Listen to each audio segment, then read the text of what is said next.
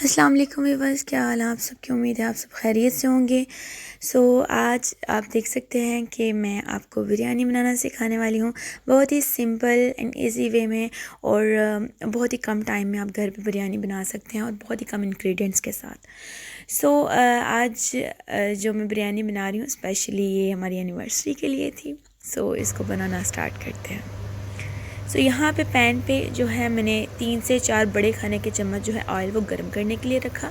اس کے بعد جو یہاں پر میں نے ½ kg پیاز کاٹ کر کے، میں نے نہ تو ان کو باریک کاٹا ہے نہ ہی اتنا موٹا کاٹا ہے، بالکل میڈل سائز میں ان کو میں نے کٹ کر لیا ہے۔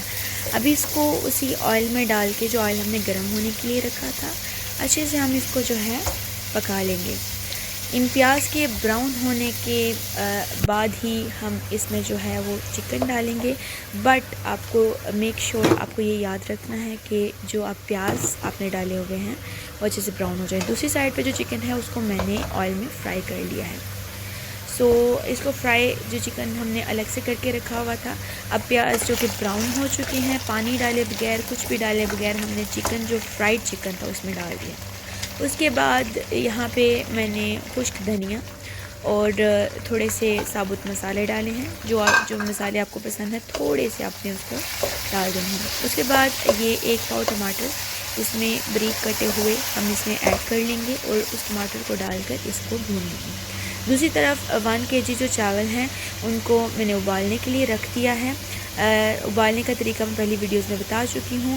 یہاں پر 10 سے 12 لونگ ڈالے ہیں میں نے چاولوں میں، اور 3 سے 4 کھانے کے چمچ نمک۔ اور دوسری طرف چکن میں نے ہلدی، بالکل تھوڑی سی ہلدی، اور 1 چمچ جو ہے دردر اور لال مرچ مکس ڈالی ہے، اور دوسری طرف نیشنل کا جو بریانی مسالہ ملتا ہے بازار سے وہ میں نے پورا ڈال دیا۔ اس کے بعد 5 سے 6 جو گٹھلیاں ہوتی ہیں املی کی وہ ڈالی ہیں، 4 سے 5 کٹی ہوئی ہری مرچ ڈال دی ہیں۔ اب اس کو ہم نے دم دے دیا ہے۔ دوسری طرف چاول ہم نے چھنی میں نکالے ہیں جو کہ ہمارے بوائلڈ ہو چکے ہیں، ہاتھ لگا کے ہم نے چیک کیے ہیں، بالکل ہلکے سے جب کچے رہ جائیں تو ان کو اتار لیں۔ اس کے بعد جو سالن ہم نے بنایا تھا اس میں چاول ڈال دیے ہیں، اس کے اوپر چاول کی تہہ لگا دی ہے۔ اس کے بعد زردہ کلر ڈال کر اس کو ہم نے 1 پونا رکھ کے تو دم لگا دیا ہے، ٹھیک ہے۔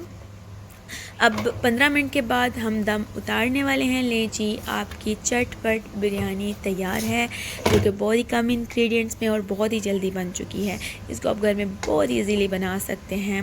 اور اب مجھے تھوڑا سا ٹائم دیں تاکہ میں اس کو جو ہے جلدی سے اس کی پلیٹنگ کر کے اس بریانی کو مکس اپ کر کے میں ابھی آتی ہوں۔